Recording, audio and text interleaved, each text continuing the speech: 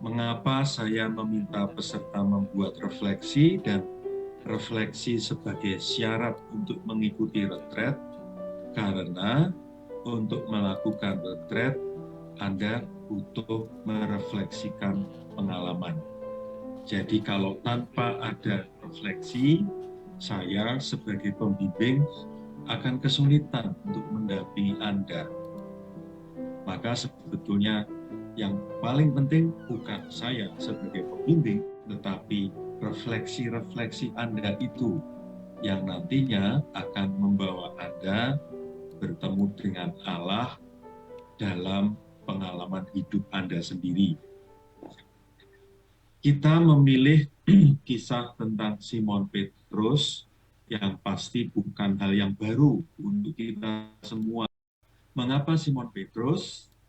Karena Simon Petrus ini adalah orang yang dipilih oleh Tuhan Yesus sendiri sejak awal Tuhan Yesus berkarya, dan selama 3 tahun mengikuti Tuhan Yesus itu, 4 penginjil banyak menuliskan kisah tentang Simon Petrus ini, sehingga ada banyak sekali kisah atau data atau story tentang Simon Petrus yang bisa kita pelajari. Webinar-webinar ini akan mencoba menemani Anda membaca kisah-kisah Simon Petrus itu sebagai sebuah kerangka untuk melihat, merefleksikan pengalaman kita sendiri.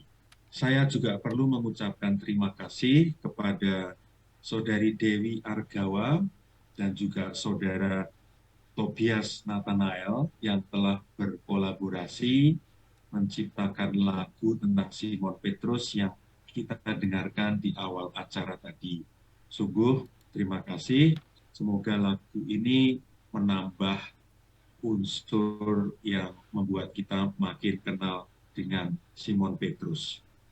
Sekarang mari kita mulai melihat apa yang sudah saya siapkan.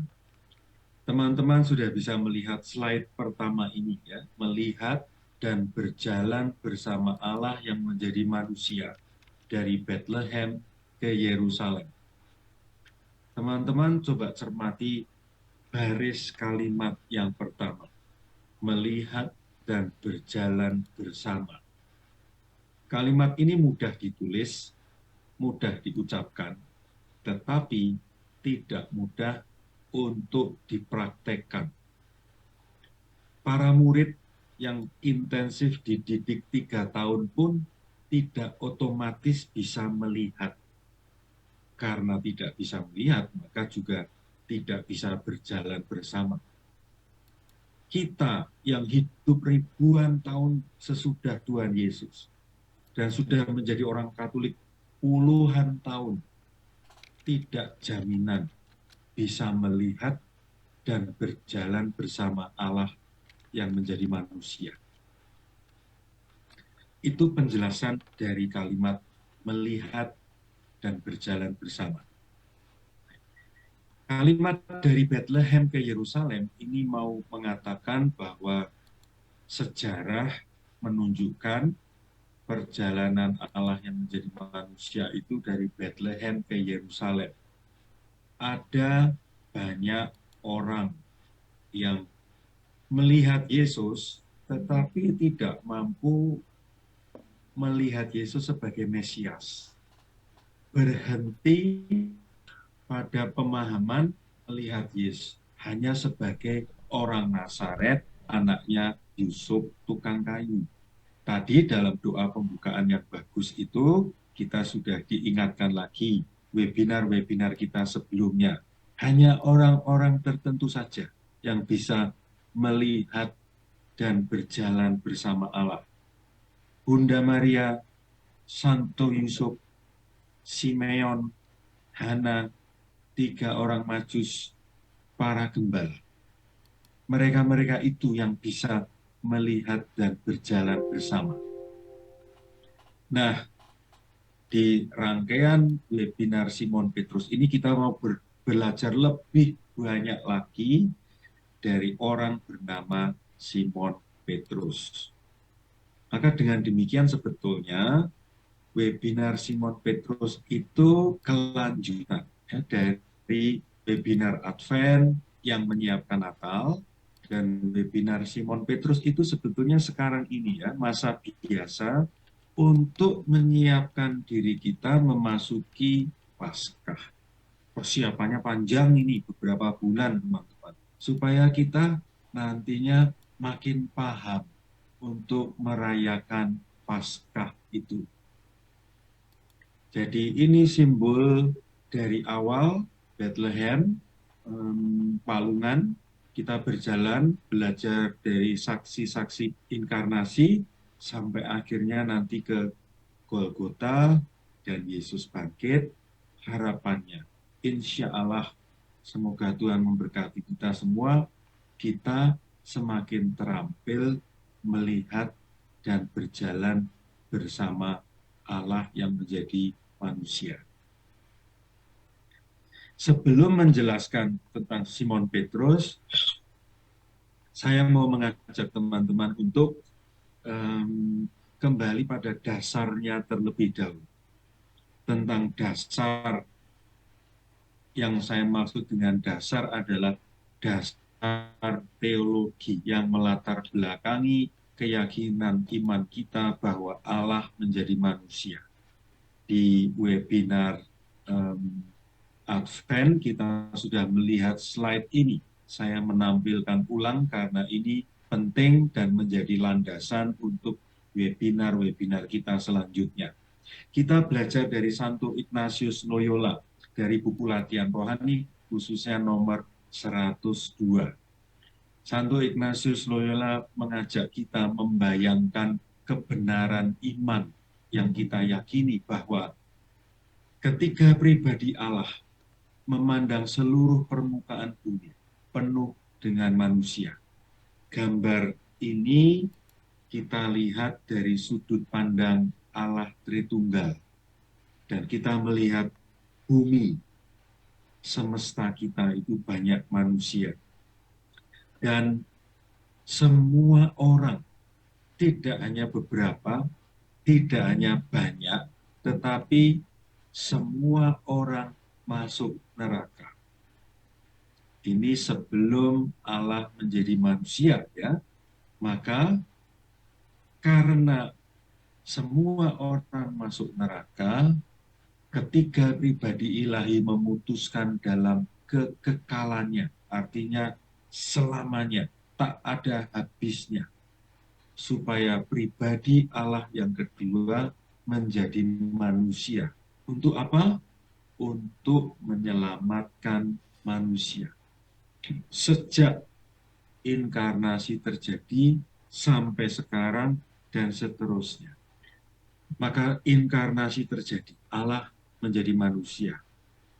Dan inkarnasi adalah karena cintanya pada manusia, Allah Putra menjelma menjadi manusia. Teman-teman yang terkasih, sebetulnya sampai di sini saja kita sudah bisa menarik sebuah kesimpulan yang sangat penting. Kesimpulan yang sangat penting itu seperti yang tertulis di dalam slide ini, yang teman-teman sendiri bisa membacanya.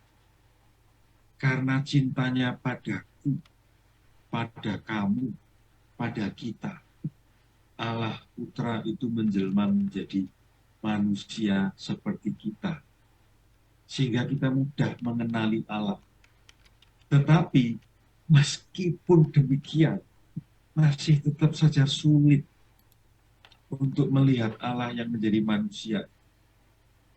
Karena itu kita terus harus belajar, berlatih, melihat Allah yang menjadi manusia sampai detik ini. Ini saya ulangi lagi, inkarnasi adalah Allah yang menjadi manusia supaya kita bisa melihat dan bekerja sama dengannya. Karena apa?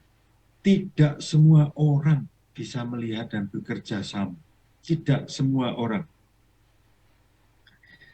Pada waktu itu, ketika Yesus menjelma menjadi manusia, Raja Herodes itu menjadi salah satu contoh. Contoh orang yang tidak bisa melihat, apalagi bekerja sama dengan Tuhan yang menjadi manusia. Sampai saat ini, orang-orang seperti Herodes itu ya tetap ada. Dan mungkin kita termasuk salah satu orang yang tidak bisa melihat dan bekerja sama dengan Allah. Maka proses belajar menjadi sangat penting. Hanya orang-orang tertentu saja yang bisa melakukan. Yang ada di slide yang Anda lihat ya, justru orang-orang yang bukan Yahudi, justru orang-orang Persia yang punya keterampilan astronomi, lalu disebut sebagai orang Majus.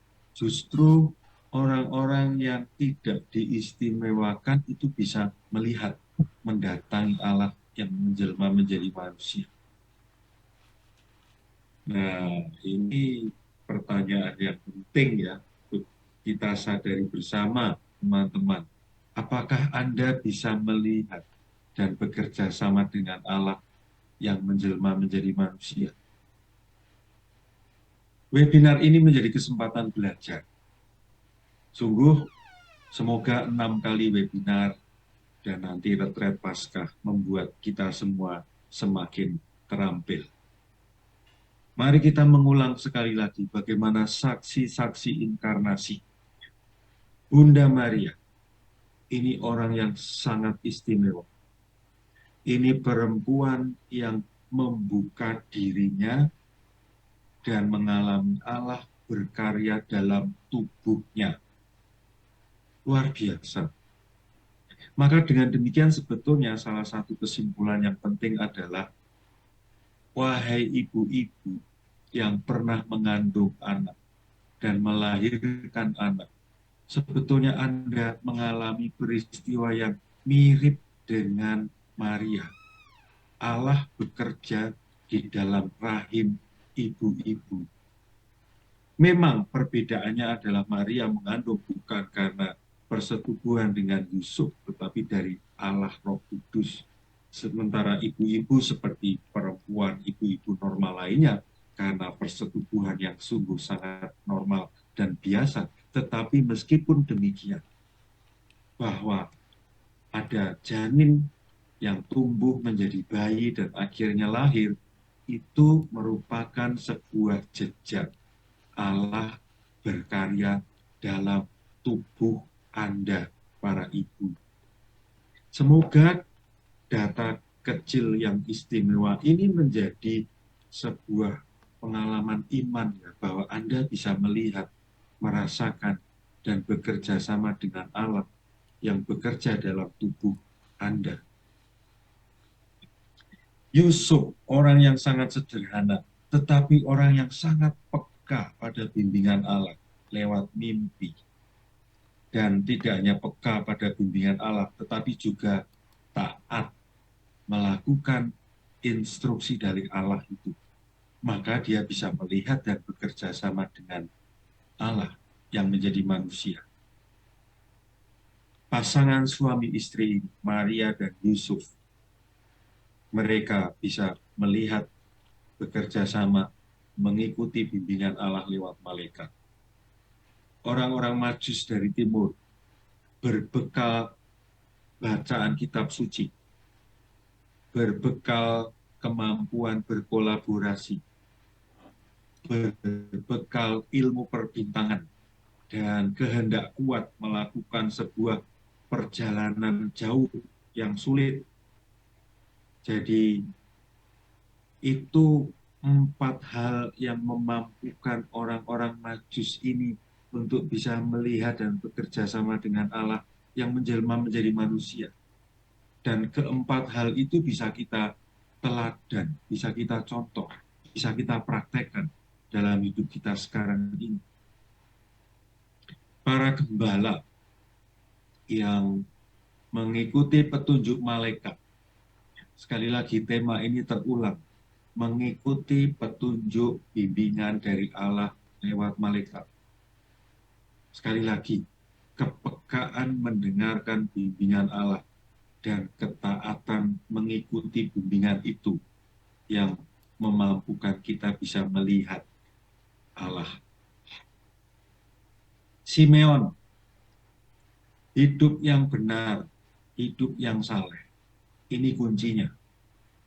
Hana yang berpuasa dan berdoa, itu memampukan dia bisa melihat dan mengalami Allah yang menjadi manusia. Sampai di sini, sebelum mereka berangkat ke Mesir, kembali ke Nazaret, sudah ada beberapa hal yang bisa kita tangkap sebagai cara-cara untuk bisa melihat dan bekerja sama dengan Allah. Kita lanjutkan kisahnya untuk menyegarkan kembali. Dari Bethlehem, keluarga Kudus itu mengungsi ke Mesir, kembali ke tanah Yudea di Nazaret. Ini sebuah perjalanan. Dan ini ciri khas yang tambahan lagi, yaitu Allah itu dalam perjalanan. Allah berjalan bersama kita. Dan kalau kita mampu melihat ya, Allah, manusia kita ini berjalan bersama Allah.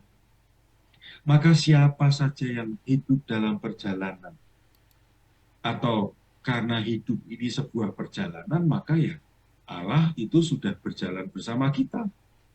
Dan kita sebetulnya juga ada di trek rute perjalanan. Ini cerita yang terus tiba-tiba muncul ya, setelah lama tidak muncul, lalu Yesus sudah berumur 12 tahun, lalu dia menunjukkan kealahannya dengan mengatakan, mengapa kalian mencari aku? Bukankah aku harus ada berada di rumah Bapakku? Ini sebuah peristiwa yang muncul gitu ya. Dan Maria kaget dan akhirnya dia sadar, oh iya, ini memang Allah yang jadi manusia. Apa refleksi saya atas pengalaman Yesus berumur 12 tahun di bait Allah yang mengagetkan bapak dan ibunya ini? Bagi saya, Allah berbicara lewat anak-anak kita. Allah hadir dalam anak-anak kita. Maka sebuah kesimpulan yang penting adalah orang tua perlu mendengarkan suara anak-anak. Ya memang orang tua itu harus mendidik, mengatur anak-anak, tetapi di sisi lain ada waktu, momen di mana orang tua harus mendengarkan anak-anak, karena anak-anak bisa menyuarakan suara Tuhan sebagaimana Yesus berumur 12 tahun ini. Lalu mereka kembali ke Nazaret dan Yesus tinggal di sana. Tidak ada yang menceritakan, 4 penginjil, Matius, Markus, Lukas, Yohanes, sama sekali tidak ada yang menceritakan 18 tahun Yesus, Maria, Yusuf tinggal di Nazaret. Teman-teman, gambar di sebelah kiri adalah rekonstruksi Nazaret di abad pertama. Jadi kemungkinan ya Yesus tinggal di lingkungan seperti itu. Dan di sebelah kanan ini ilustrasi Yesus kecil ya, dan sampai nanti remaja berada di Nazaret. 18 tahun yang tak terceritakan. Mengapa? Saya tidak tahu. Yang bisa saya ketahui adalah apa artinya 18 tahun di Nazaret tinggal di dalam keluarga. Ini refleksi saya. 18 tahun tinggal di keluarga tak terceritakan, bagi saya ini berarti Allah menjelma dan bertumbuh di dalam keluarga. Teman-teman yang berkeluarga, wahai engkau ayah, wahai engkau ibu, untuk bisa melihat dan berjalan bersama Allah salah satu tempatnya adalah keluarga. Suami yang bisa bekerja sama dengan istri yang bisa bekerja sama dengan suami, orang tua yang bisa bekerja sama dengan anak-anak, anak-anak yang bisa bekerja sama dengan dengan orang tuanya. Itu berarti Anda mempunyai keterampilan melihat dan bekerja sama dengan Allah. Ini sebuah ungkapan yang sungguh sangat penting. Di dalam keluarga, Allah hadir.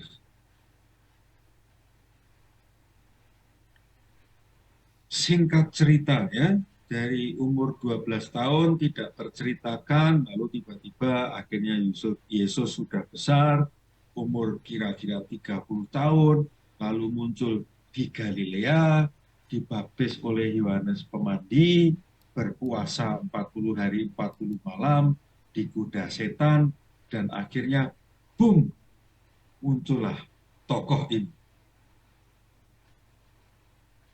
Ada banyak versi gambar tentang Yesus ya. Ada Yesus yang rambut panjang, Yesus yang rambut pendek. Saya berharap ini tidak menjadi problem bagi kita semua.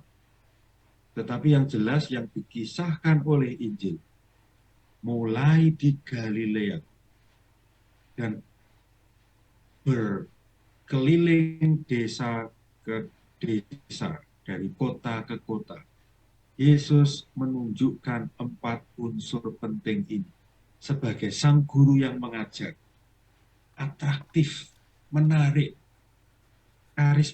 karismatis gitu ya, berwibawa. Kalau Yesus mengajar itu bisa mendatangkan ribuan orang. Ini luar biasa, padahal zaman itu juga belum ada sound system ya. Gimana coba mengajar 5.000 orang dan semua orang bisa mendengarkan dia. Dan ribuan orang itu terus mengikuti Yesus. Kalau Anda membaca Injil Markus ya, dari 5.000 orang bergerak ke tempat lain nanti ada 4.000 orang.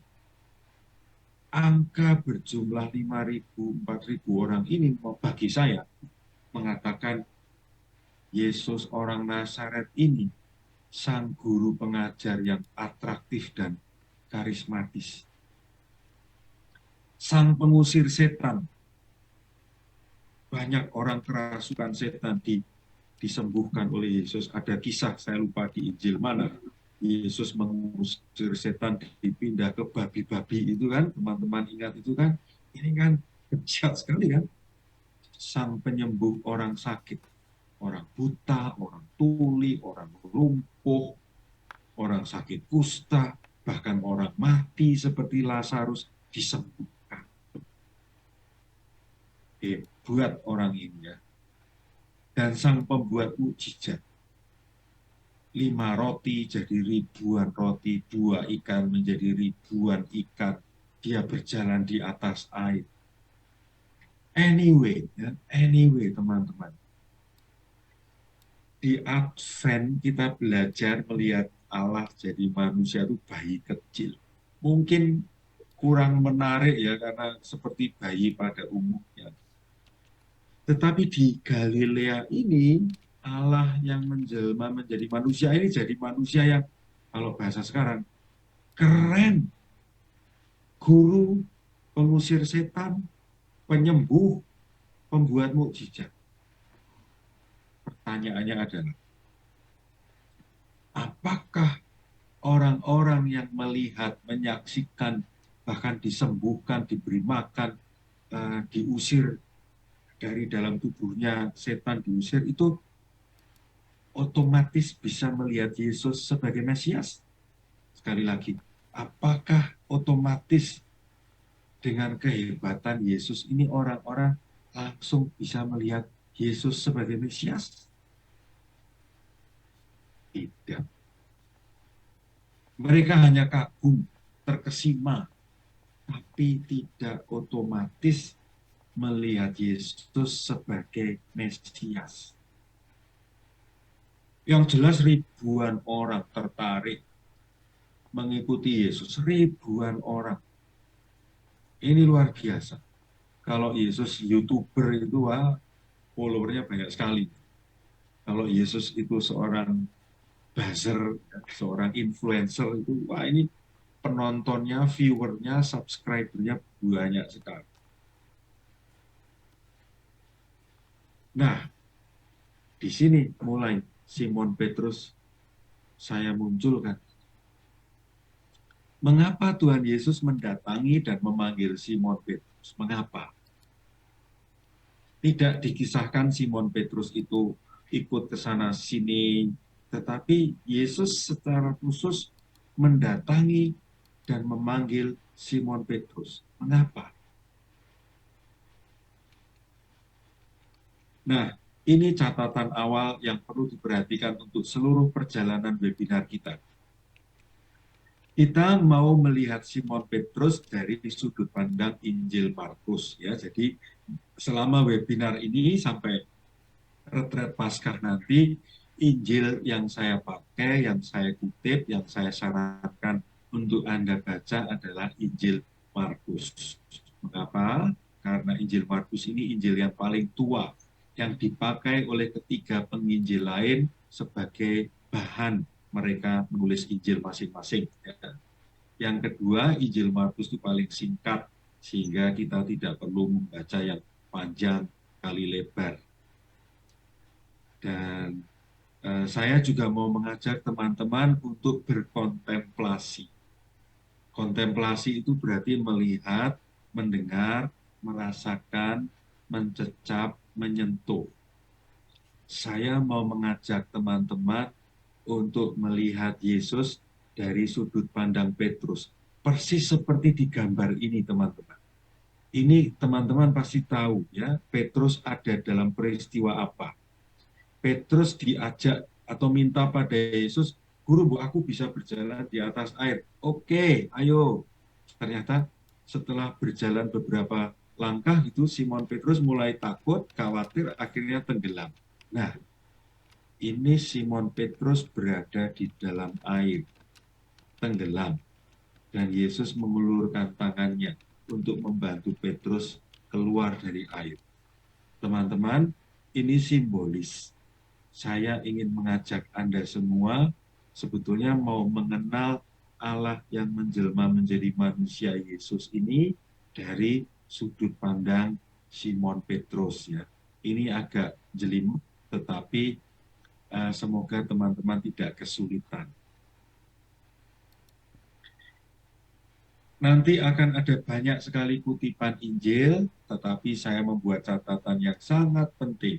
Ini bukan Bible study, ini bukan kursus kitab suci, tetapi ini sebuah proses webinar yang mengajak Anda berefleksi. Artinya, kita belajar mengenali Simon Petrus untuk semakin mengenali Tuhan Yesus, Allah yang menjadi manusia, dan mengenali diri sendiri. Ya, jadi ini sebuah proses belajar berefleksi. Kembali ke pertanyaan tadi yang belum saya jawab dengan tuntas, mengapa mengapa Tuhan Yesus mendatangi, memilih Simon Petrus?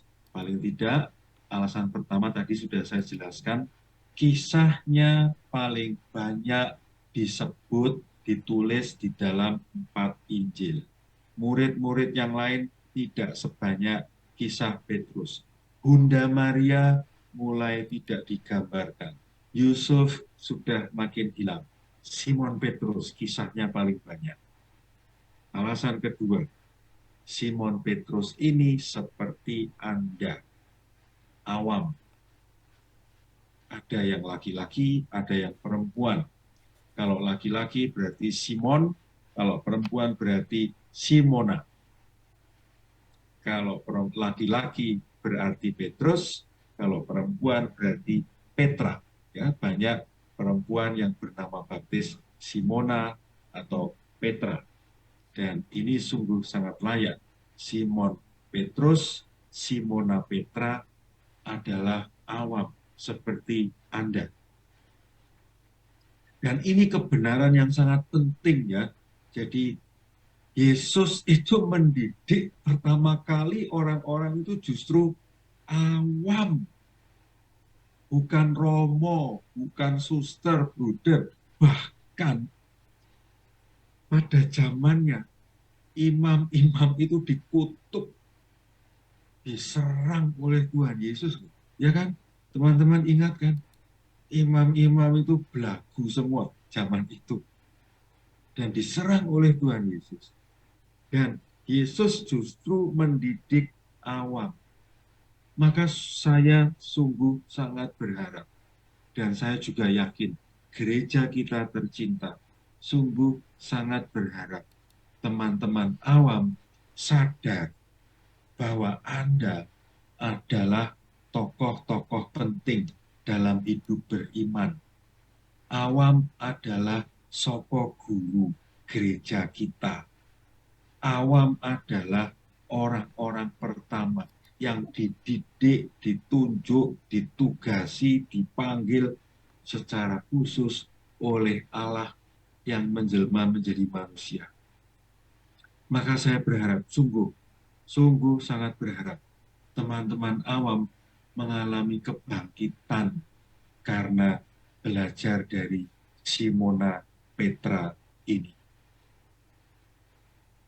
Polanya dari seorang nelayan, profesi tertentu, lalu menjadi pewarta Yesus, ya kurang lebih seperti katekis, gitu.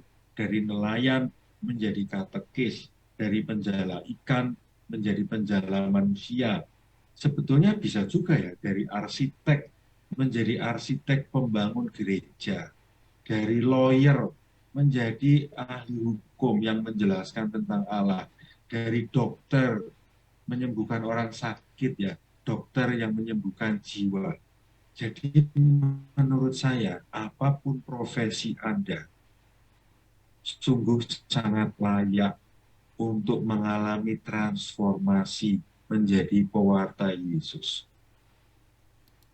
Akuntan, ahli pajak seperti Lewi, pemungut cukai menjadi pewarta Yesus. Jadi apapun profesinya sebetulnya awam sungguh punya sebuah sarana untuk mewartakan Tuhan Yesus, asalkan sungguh-sungguh semakin mempunyai relasi personal dengan Yesus. Secara singkat teman-teman, proses webinar kita atau proses belajar kita adalah melihat dari webinar minggu depan ya. Webinar ini kali ini sebagai pengantar untuk memasuki webinar-webinar berikutnya. Minggu depan, secara khusus saya mau mengajak teman-teman untuk melihat, merasakan, mencecapi ya, bagaimana Simon Petrus itu rasanya didatangi, dipilih, dipanggil, diutus oleh Yesus.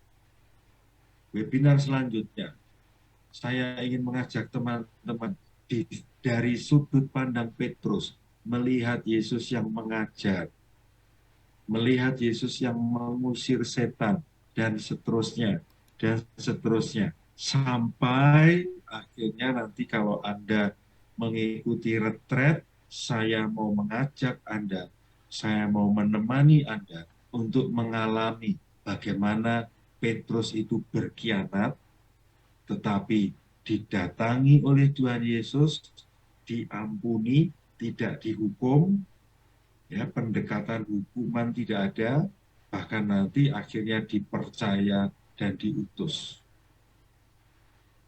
Dan masih ada satu webinar lagi untuk belajar bagaimana Simon Petrus mewartakan Yesus. Itu rangkaian webinar-webinar kita, dan pada dasarnya teman-teman, apa yang dialami oleh Petrus atau bagaimana Yesus mendidik Simon Petrus, atau bagaimana saya menemani Anda belajar dari Simon Petrus, ya. Sebetulnya saya sedang menemani Anda belajar kontemplasi latihan rohani yang diajarkan oleh Santo Ignatius Loyola. Ini kerangka dasar yang sebetulnya saya tawarkan, yang saya teman-teman saya ajak untuk semakin akrab dengan langkah-langkah ini. Teman-teman, 4 langkah ini saya tawarkan sebagai bentuk doa Anda. 4 langkah ini saya tawarkan sebagai cara Anda berdialog dengan Allah untuk mengambil keputusan yang penting. Langkah pertama, lihat, dengarkan, rasakan, cecap dulu. Dalam hal ini, Simon Petrus melihat Yesus, mendengar Yesus, merasakan kehadiran Yesus. Sesudah melihat dengan 5 indera itu, lalu berdialog dengan Tuhan Yesus. Dan sesudah berdialog, mengambil keputusan. Sesudah keputusan diambil, laksanakan. Ini metode kontemplasi latihan rohani Santo Ignatius. Ini metode Yesus mendidik Simon Petrus. Ini metode webinar yang saya tawarkan. Webinar-webinar ini berfungsi untuk membantu Anda melihat, mendengar, dan seterusnya. Nanti Anda yang berdialog dengan Tuhan. Dan Anda mengambil keputusan. Dan sesudah itu Anda bergerak, beraksi, bertindak. Karena itu, webinar kita seperti yang saya katakan tadi. 1, untuk menyegarkan knowledge. Dan sesudah itu berefleksi, mengambil keputusan, dan bertindak. Selanjutnya, ini bagian terakhir dari slide saya. Saya mau mengajak teman-teman untuk melihat preview rangkaian webinar 6 kali ke depan. Melihat Yesus dari mata Simon Petrus. Pertama-tama, mari kita menyadari fakta yang sangat penting ini. Simon Petrus, sebagaimana orang Yahudi pada umumnya, sebagaimana orang Israel pada umumnya di zaman itu dan mungkin juga masih di zaman sekarang, mengharapkan datangnya Mesias. 2, orang Yahudi ini, Simon Petrus ini mempunyai persepsi sendiri tentang Mesias. Mesias itu mesti begini, begini, begini, begini. Yang berbeda dengan persepsi Yesus tentang Mesias. Teman-teman, di titik ini nanti prosesnya lama sekali Petrus menyadarinya. Ya, di bagian ini persepsi Petrus itu susah dibongkar. Dan itu yang menyebabkan nanti dia gagal berkhianat karena ini. Dan tentu saja belum mengetahui Yesus itu adalah Mesias. Nanti sesudah Paskah baru dia mengetahui. Tetapi kemungkinan sangat besar, tidak ada yang bisa memastikan, tetapi kemungkinan sangat besar. Petrus sudah mendengarkan kisah-kisah tentang Yesus yang mengajar dengan menarik, membuat mukjizat di sana, di sini, menyembuhkan orang di sana dan di sini. Ya, ini pemahaman dasar yang perlu kita ketahui. Ketika kita sudah mengetahui ini, lalu kita diajak untuk melihat, Yesus tiba-tiba mendatangi Simon Petrus, Andreas, saudaranya. Tentu saja Simon Petrus kaget. Dan Yesus mengatakan, kamu ikuti saya. Apa yang dilakukan oleh Simon Petrus dan Andreas, saudaranya, pergi meninggalkan perahunya, jalannya, ikut Yesus. Teman-teman, sekali lagi, ingat pengandaian ini ya. Dalam situasi macam ini, tiba-tiba didatangi Yesus, ikut aku. Dan Simon Petrus ikut Yesus. Lalu dikumpulkan jadi satu dengan 11 orang yang lain. Apa yang terbersit dalam pikiran Anda, teman-teman?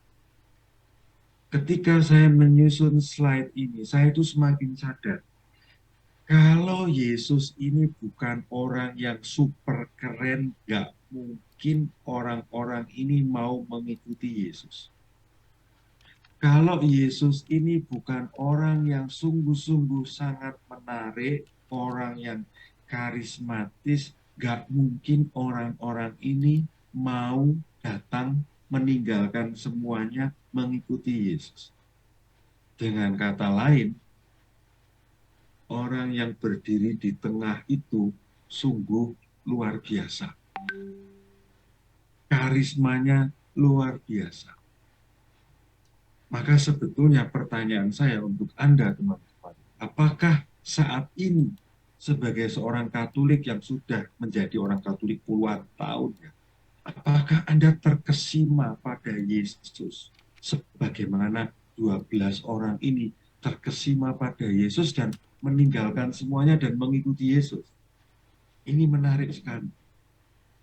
Apalagi Simon Petrus, ya, teman-teman, simbol ini akan muncul terus-menerus untuk menggambarkan bahwa Simon Petrus itu melihat banyak sekali mukjizat yang dilakukan oleh Yesus. Dampaknya apa? Yang saya bayangkan, Petrus itu makin terkagum-kagum aja. Gila orang ini, bisa membuat ini, angin besar diredakan, dia bisa memberi makan 5.000 orang, dia bisa menyembuhkan orang sakit yang semula lumpuh pincang-pincang, dibim sama bim oleh Yesus menjadi sembuh.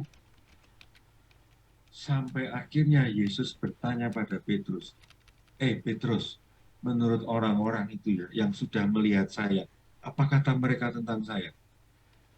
Oh, mereka bilang kamu itu Yohanes Pembaptis. Oh, bukan, ada yang mengatakan Elia. Oh, ada yang mengatakan Nabi. Oke, menurut kamu, siapa aku ini? Petrus mengatakan, engkau Mesias. Tetapi apakah kata Mesias di sini seperti yang diharapkan oleh Tuhan Yesus? Tidak. Sampai di tahap ini, Petrus melihat Yesus masih sebagai Mesias duniawi yang bisa mensejahterakan orang Israel yang dijajah oleh bangsa Romawi. Pendidikan untuk Petrus dilanjutkan lagi oleh Tuhan Yesus. Simon Petrus diajak Yesus mengajar di mana-mana, membuat perumpamaan yang bermacam-macam. Anak bungsu yang hilang, harta terpendam, penggarap anggur, aneka macam perumpamaan tentang untuk menggambarkan tentang kerajaan Allah. Kira-kira apa reaksi Petrus melihat Yesus yang mengajar? Petrus tambah tertarik. Petrus makin kagum. Ini memang keren. Apalagi Simon Petrus diberi kesempatan oleh Yesus dan dua murid lainnya, ya, hanya 3 orang dari 12 murid yang diajak ke puncak Gunung Tabor itu hanya 3 orang, dan di puncak gunung itu Yesus berubah wujud. Muncullah tokoh Musa dan muncullah tokoh Elia, dua tokoh iman yang besar untuk orang-orang Israel. Apa kira-kira reaksi Simon Petrus melihat gurunya berubah warna, berubah bentuk menjadi luar biasa? Makin terkesima, bukan? Tetapi ya, Simon Petrus tetap saja manusia. Dia dan murid-muridnya masih bertanya, upahnya kami mengikuti kamu apa? Jadi masih berpikir reward, masih berpikir tentang gaji, masih berpikir tentang upah. Dalam arti tertentu pendidikannya belum sukses. Sampai akhirnya Petrus melihat terus-menerus peristiwa penyembuhan, penyembuhan orang buta, penyembuhan orang lumpuh, dan ini penyembuhan Bartimeus. Apakah Simon Petrus sukses menjadi murid Yesus? Di kota Yerusalem akan terlihat seperti apa aslinya Simon Petrus. Yesus masuk Yerusalem, dengan naik keledai, disambut banyak orang. Simon Petrus hadir di situ, melihat, dan mungkin ekspektasi dia bahwa Yesus itu mau membuat revolusi kayaknya menuju kepenuhannya, karena sambutan orang Yerusalem gegap gempita. Tetapi sebetulnya di sana sudah mulai ada ironi, ada paradoks ya. Kok raja naik keledai? Kan biasanya raja naik naik kuda. Kok ini naik keledai? Sebetulnya sudah ada tanda-tanda yang aneh. Dan betul keanehan itu terjadi. Yesus ditangkap. Yesus yang sakti di Galilea seperti hilang kesaktiannya. Yesus yang super keren di Galilea menjadi Yesus yang lemah ketika di Yerusalem. Yesus yang bisa menggerakkan ribuan orang di Galilea menjadi Yesus yang jadi seperti kriminal ditangkap oleh pasukan Roma. Dan Yesus tidak mengadakan perlawanan apa-apa. Dan ini Yudas berkhianat pada gurunya. Dan Simon Petrus sebetulnya bertanya-tanya dan sudah melawan, bahkan memutus telinga salah satu prajurit, bukan? Tapi Yesus justru nampak malah powerless. Akhirnya penderitaan dimulai dan akhirnya Petrus menyangkal, saya bukan murid dia. Teman-teman, bandingkan momen ini dengan momen 3 tahun di Galilea. Momen 3 tahun di Galilea, Simon Petrus itu begitu bangga menjadi followernya orang hebat, guru, pengusir setan, penyembuh orang sakit, pembuat mukjizat, bangga. Begitu peristiwa berbalik, Simon Petrus tidak mau mengakui. Oh, aku tidak kenal dia. Oh, mohon maaf. Kamu pengikut. Oh, bukan, bukan, bukan. 3 kali. Dan ketika Yesus disalib di Golgota, di mana Simon Petrus? Hilang. Lari. Di mana Simon Petrus ketika Yesus dimakamkan? Kagak ada. Di mana murid yang bangga pada gurunya di Galilea? Raib, bersembunyi, menyelamatkan diri. Ini sebetulnya gugatan juga untuk kita. Ketika ada orang sahabat kita menderita, ketika ada orang dekat kita mengalami kejatuhan, di mana kita berada. Sahabat yang sejati akan berada di dekat sahabatnya yang sedang mengalami kejatuhan. Dan Simon Petrus menunjukkan kebalikannya, kabur, hilang. Untung, alhamdulillah, Allah Maha Besar. Sesudah sang guru bangkit dari kematiannya, dia mendatangi muridnya yang berkhianat. Ini Allah yang dahsyat, dikhianati, tetap mencintai. Ditinggalkan murid yang sangat dicintai, tetapi tetap mau mendatanginya, mengampuninya, tidak menghukumnya, memberi kepercayaan lagi, memberi tugas kepada Petrus, gembalakan domba-domba. Apa kira-kira benak yang ada di benak Simon Petrus itu? Sudah berkhianat, diampuni. Menurut saya luar biasa yang terjadi. Dan inilah yang terjadi. Akhirnya, ini ada di Kisah Para Rasul, bukan di Injil. Maka kalau membaca Simon Petrus harus sampai Kisah Para Rasul, supaya kita bisa melihat murid yang berhasil seperti diharapkan gurunya. Kalau kita membaca Simon Petrus hanya di 4 Injil, kita hanya berhenti di murid yang gagal. Kalau kita membaca sampai Kisah Para Rasul, kita akan melihat murid yang gagal ini si Simona ini, si Petra ini akhirnya berhasil seperti yang diharapkan Pak gurunya, mewartakan Yesus Kristus yang bangkit. Tidak takut lagi. Bahkan menurut legenda yang bisa dipercaya, Petrus matinya seperti gurunya, disalib, kan salibnya dibalik. Teman-teman, ini menuju akhir dari webinar ini. Kalau Anda jadi Simona Petra pada zaman itu, what do you think? Apa yang kamu pikirkan? What do you feel? Apa yang kamu rasakan? Dan apa yang akan kamu lakukan?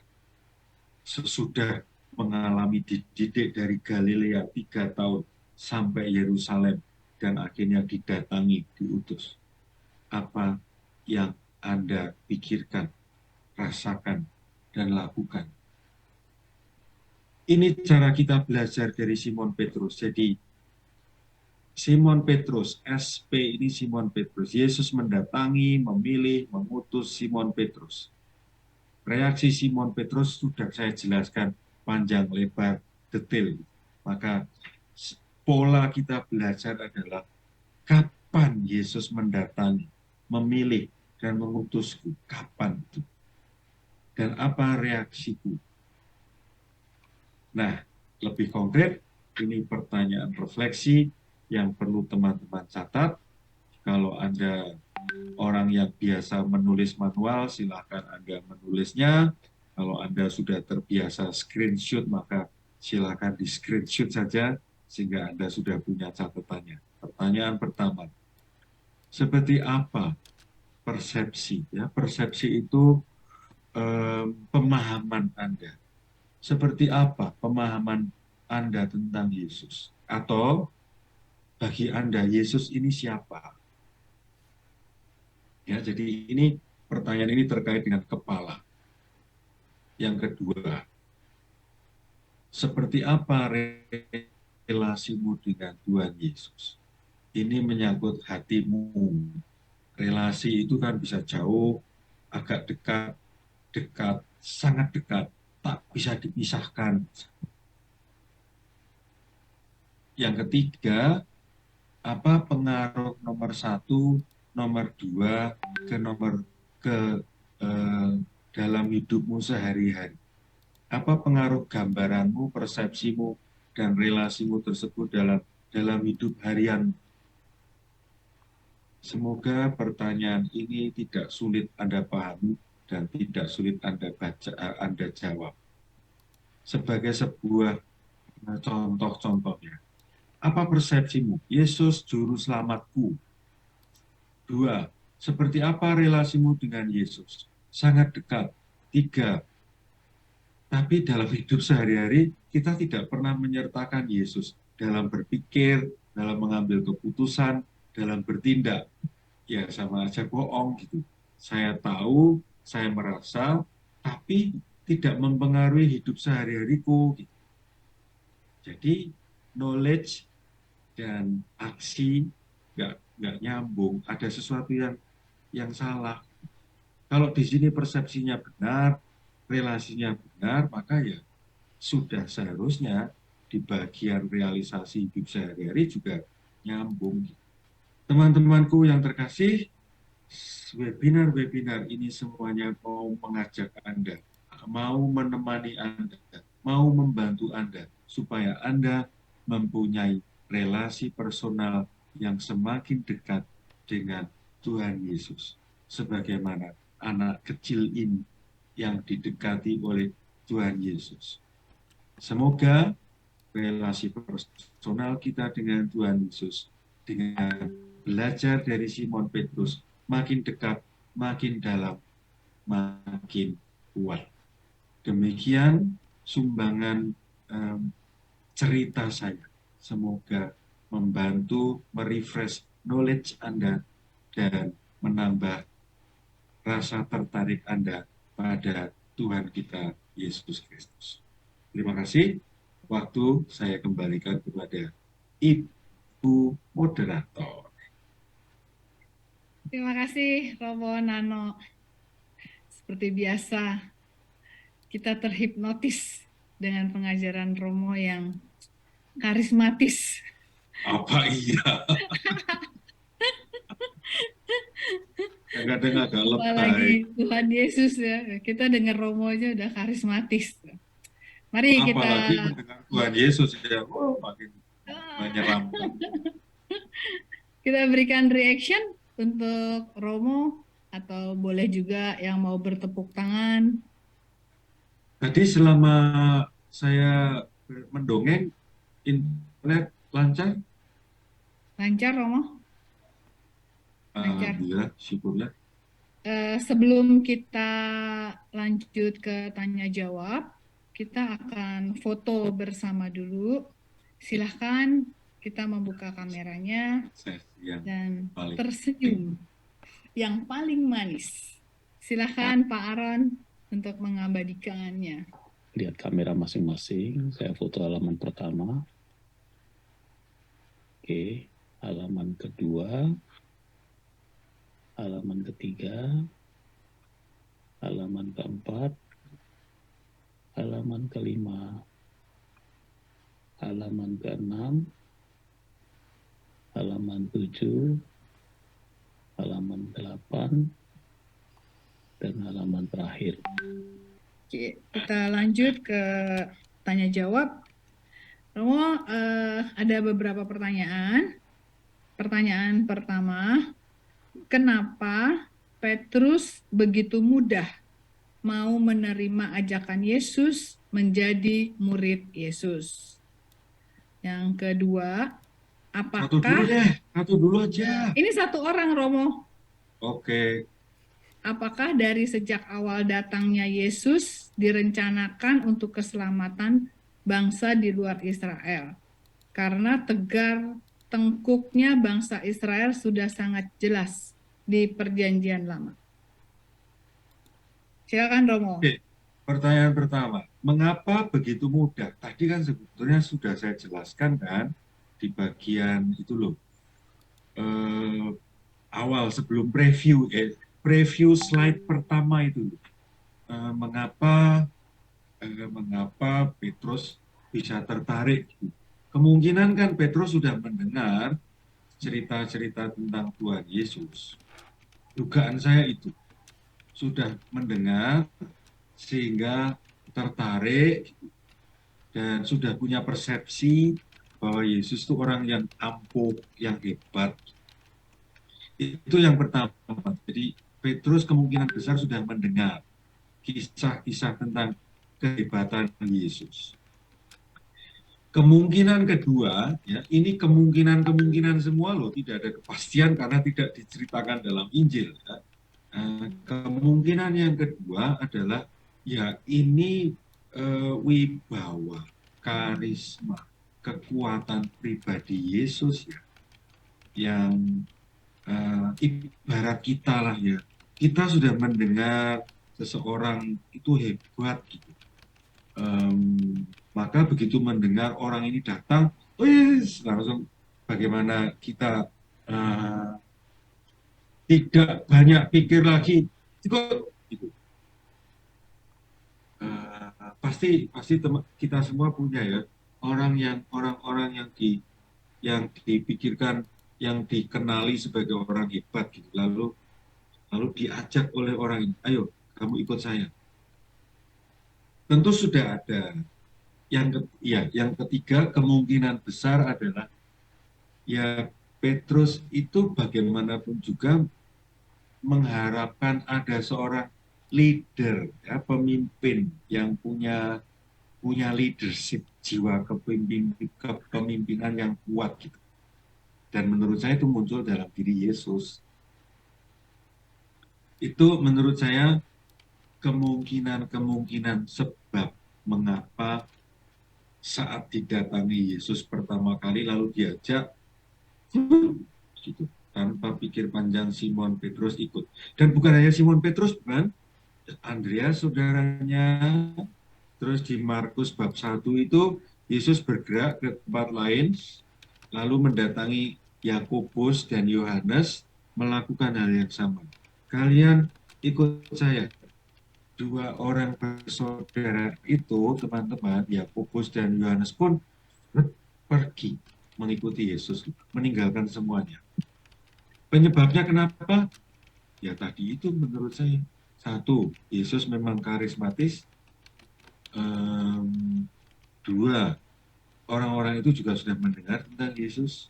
Yang ketiga ya, memang ada kebutuhan untuk mendapatkan leader, ya, pemimpin yang kuat.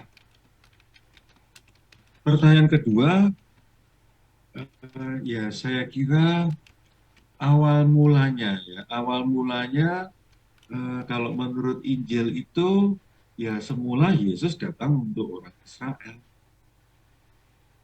Ini nampak dari ungkapan Yesus kepada perempuan Siro-Venetia.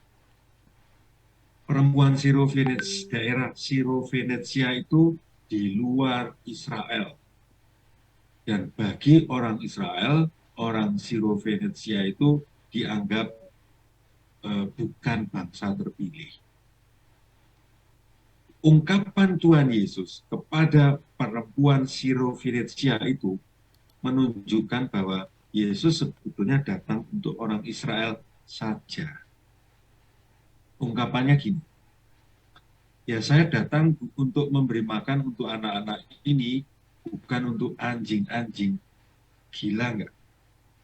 Teman-teman ingat kisah itu?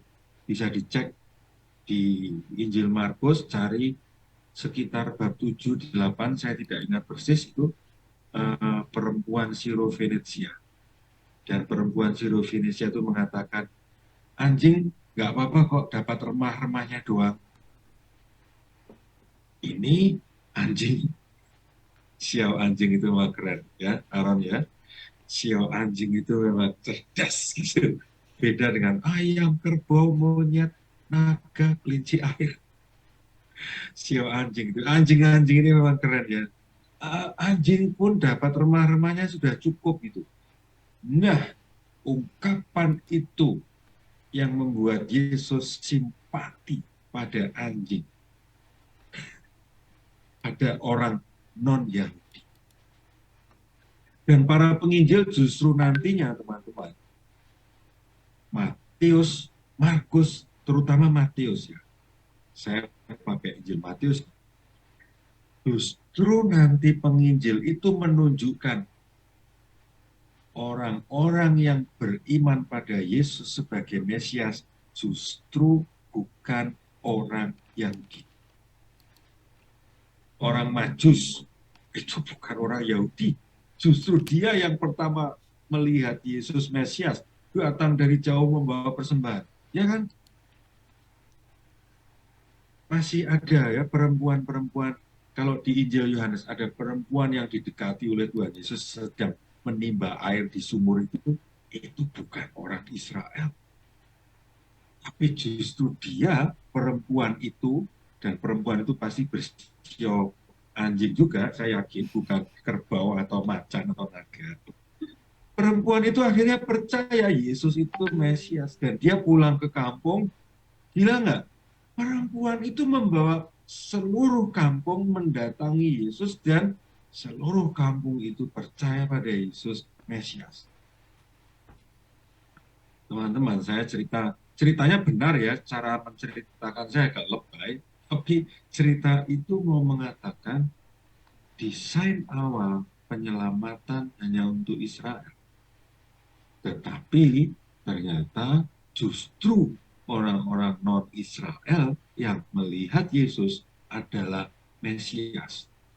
Dengan itu lalu ya akhirnya keselamatan untuk semua orang. Yesus untuk semua orang. Orang-orang Majus, orang-orang Siro-Venetia akhirnya menjadi bukti bahwa sebetulnya keselamatan itu disetting untuk semua orang. Hanya secara khusus Yesus hadir sebagai orang Israel. Kalau ditanya, mengapa kok bukan orang Flores, atau orang Batak atau orang Inggris itu. I don't know. Itu misteri ilahi. Saya tidak bisa menjawab. Dan saya tidak mau berdebat di sini. Mengapa Allah jadi orang Israel? Bagi saya, yang penting adalah menjelma jadi manusia. Bahwa jadi orang Israel, ya oke lah. Toh sampai juga kepada orang Indonesia. Kita semua. Keselamatan untuk semua orang sejak awal. Begitu, Ibu Moderator. Terima kasih, Romo, atas jawabannya. Semoga Pak Fransiskus jelas dengan jawaban dari Romo ya, Pak. Yang lanjut yang kedua ya, Romo. Siap. Dalam setiap kisah perjalanan Tuhan Yesus, Tuhan selalu mengajak Petrus, Yakobus, dan Yohanes untuk menyertainya dalam setiap peristiwa. Dari ke-12 murid Yesus, nampak bahwa kasihnya kepada ketiga tokoh di atas lebih menonjol dibandingkan murid-murid lainnya. Pertanyaannya, Romo, bagaimana refleksi dari hubungan ini agar kita semakin mudah untuk memahaminya? Demikian, Romo. Ini pertanyaan bagus ya. Ini cukup jeli melihat data. Jawaban pertama dari saya harus jujur bahwa kitab suci, Injil, para penulis Injil itu tidak menjelaskan. Itu yang pertama. Mengapa Yesus memilih 3 itu saja tidak ada penjelasan dari para penginjil. Artinya juga tidak ada penjelasan dari Tuhan Yesus yang dieksplisitkan oleh para penginjil, bukan? Itu pertama yang harus didasari. Nah, yang kedua yang mau saya sampaikan itu, ini pendapat pribadi saya, ya, ini interpretasi. Jadi Anda boleh setuju, Anda boleh tidak. Tetapi dengan yang nomor 1 tadi bahwa Injil tidak ada yang menjelaskan, semua harus menerima. Saya pun menerima, ya sudah, Yesus tidak menjelaskan. Nah, interpretasi saya adalah sebetulnya Yesus cukup adil. Sebetulnya Yesus memberi porsi edukasi yang sama. Yang berikutnya menurut saya, ya memang kemungkinan besar Yesus melihat 3 orang ini potensial.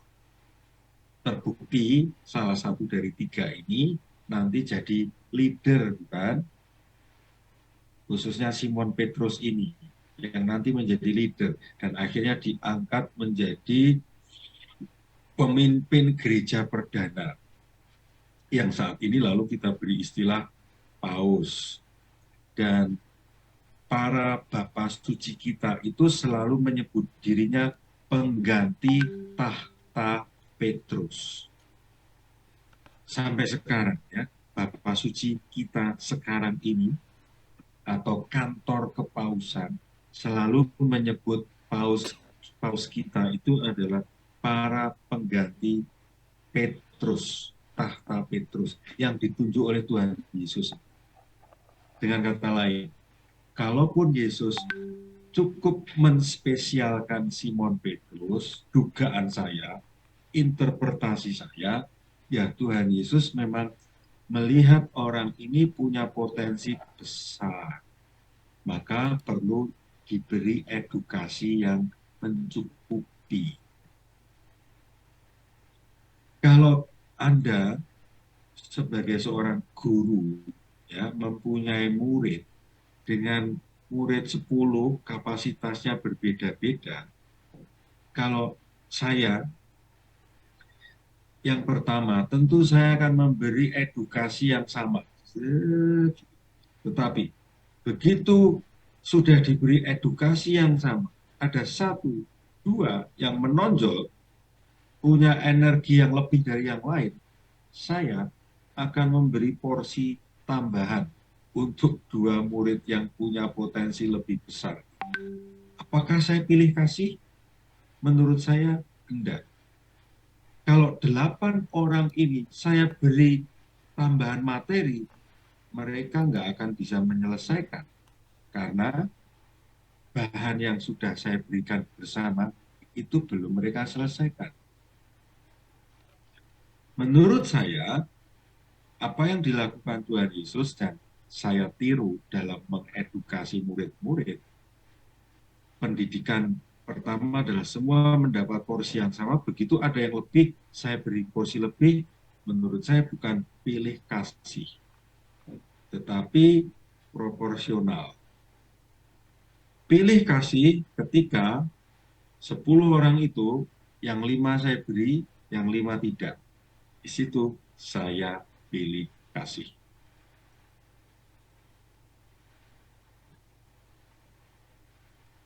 Bu moderator, saya sudah selesai nih. Kirain masih mau nambah, Romo. Udah titik. Oke, Romo, pertanyaan terakhir karena waktu sudah Wow. hampir selesai. Terakhir ya, Romo. Siap. Peristiwa terpesona pada Yesus terjadi sekali waktu, tapi tidak selalu bertahan demikian. Bagaimana supaya sesering mungkin dapat mengalami peristiwa seperti itu dalam suasana dan peristiwa lain atau dalam hidup seterusnya. Yesus memang menggiurkan, tapi kadang ada di kepala, bukan di hati. Silakan, Romo. Pertanyaannya bagus. Semoga bukan dari panitia. Ini dari siapa namanya? Dari Suster Susana. Wah, suster nih. Ini untuk awam, suster.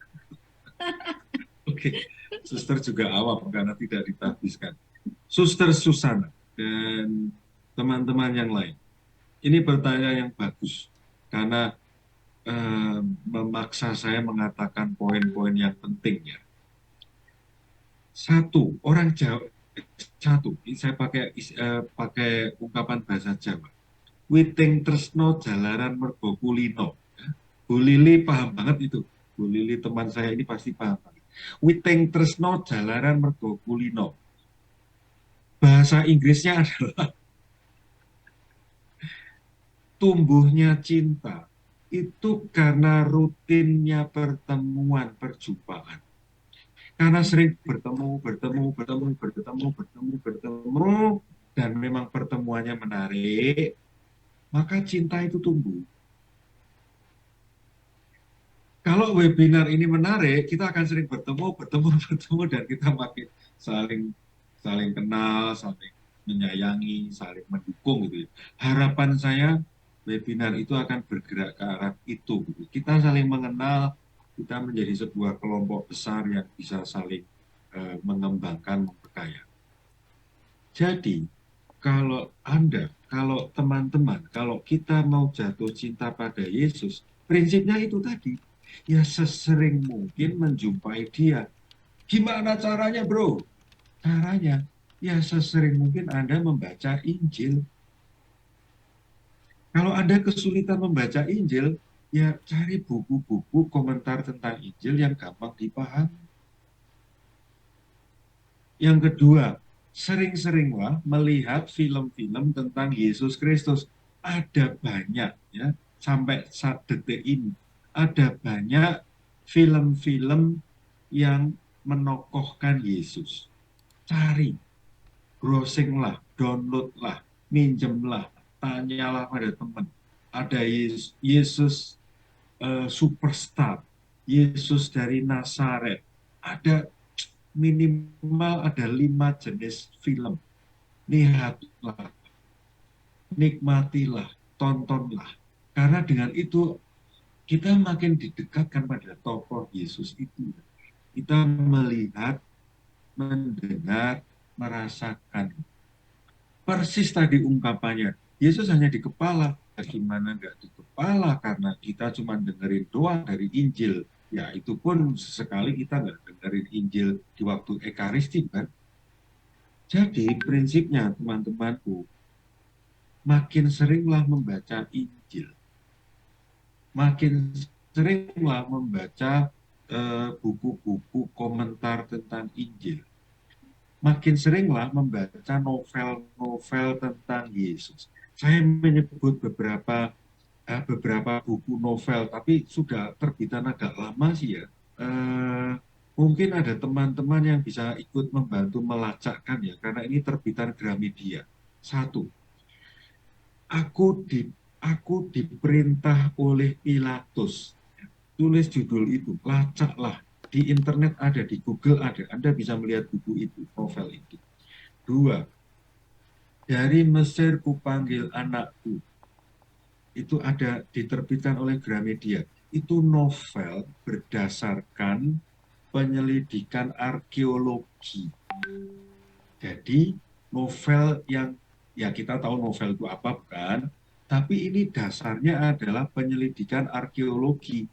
Jadi rumah Yesus kayak apa, desanya kayak apa, semua itu jadi rekonstruksi untuk narasi berupa novel itu. Sekali lagi, aku disuruh Pilatus. Dari Mesir kupanggil anakku. Itu kisah masa kecil Yesus. Buku ketiga, apa kata mereka tentang Yesus. Ini novel yang menarik banget ini. Saya punya bukunya.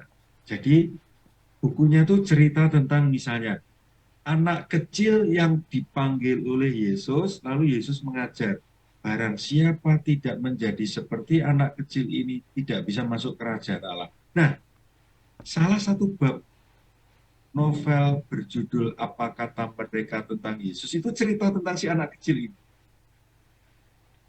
Cerita ya, tokoh lain, perempuan, kata orang ini pelacur. Malam-malam didatangi oleh Tuhan Yesus. Menarik cerita itu. Yesus datang ke pelacur, ke rumah pelacur. Isu yang serem kan? Ketiga, detektif yang ditugasi oleh Imam Agung menguntit Yesus kemanapun Yesus berada. Detektif itu bercerita. Akhirnya detektif itu kagum.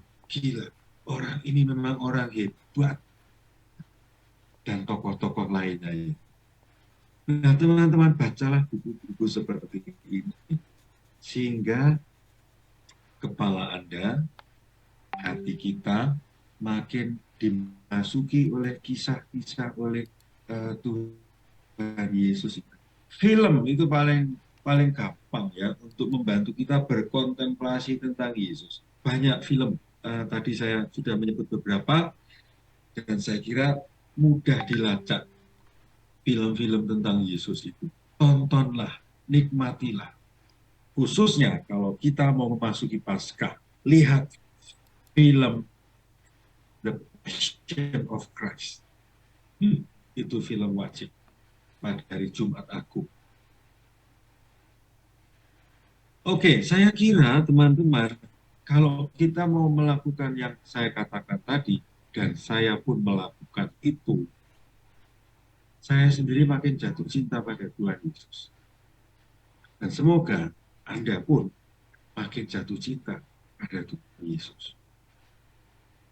Knowledge penting untuk menusuk hati. Jatuh cinta itu karena tahu.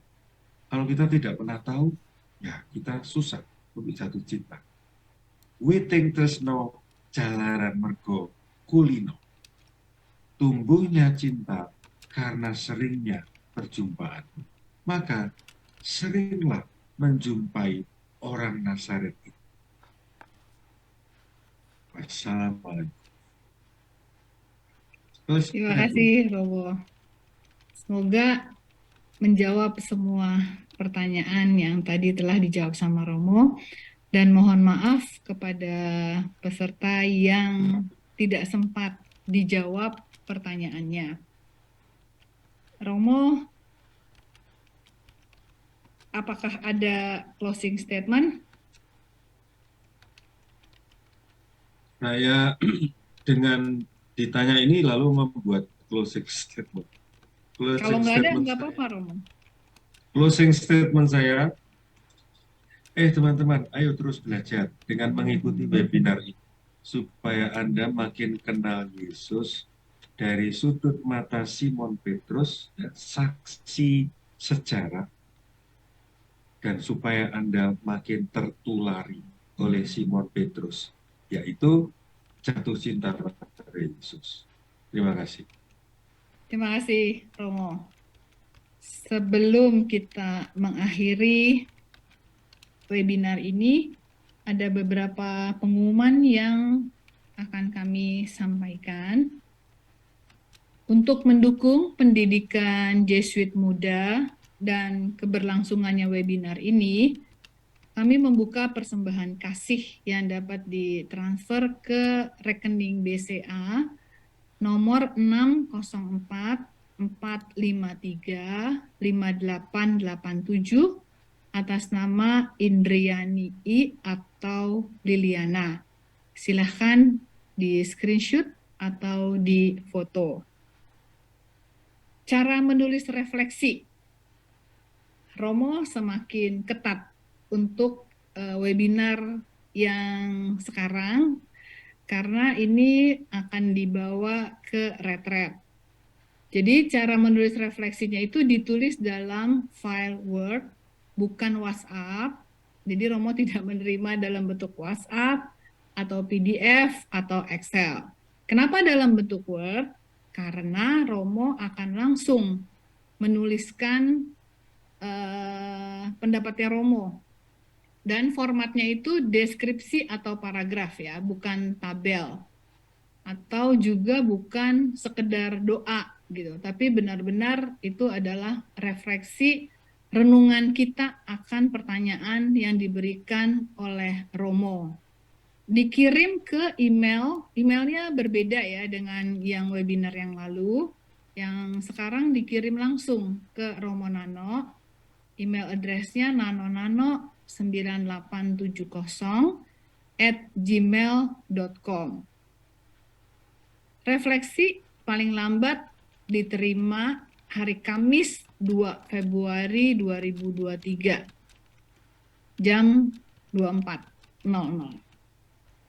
Nah, sebelum ini seri 2 itu hari Selasa tanggal 7 Februari.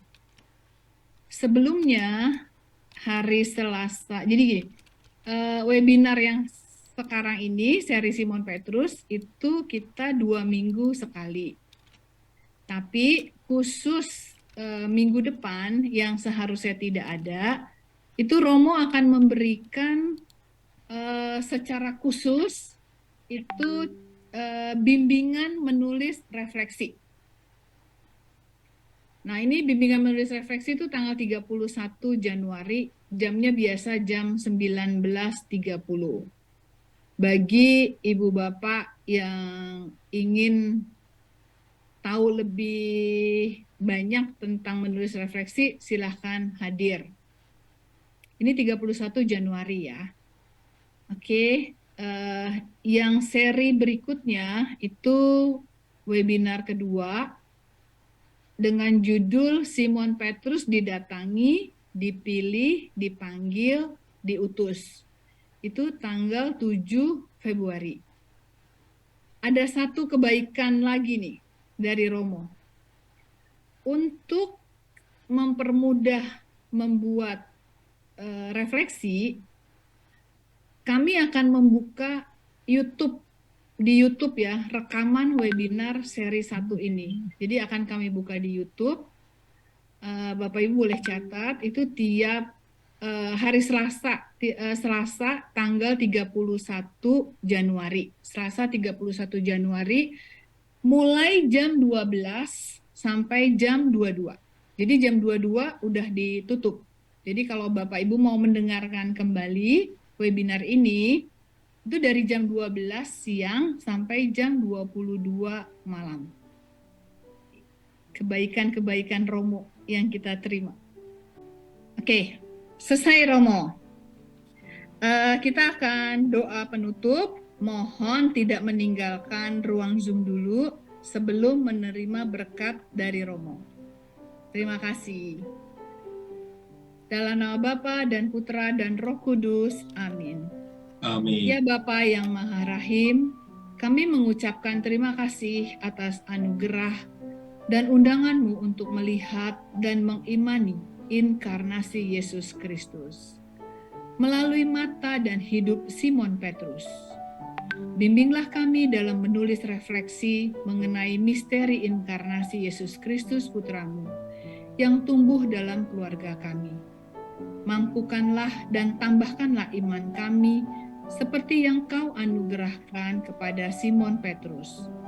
Jadikanlah kami untuk selalu sanggup dan setia membina relasi dengan Engkau, ya Bapa, yang bersama dengan Yesus Kristus Putra-Mu, serta dengan Roh Kudus, bertahta dan meraja untuk selama-lamanya.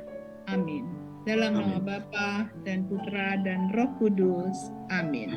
Saudara-saudari yang terkasih, Allah yang menjelma menjadi manusia yang mengunjungi kita, senantiasa membimbing, memberkati, melindungi kita semua dalam nama Bapa dan Putra dan Roh Kudus.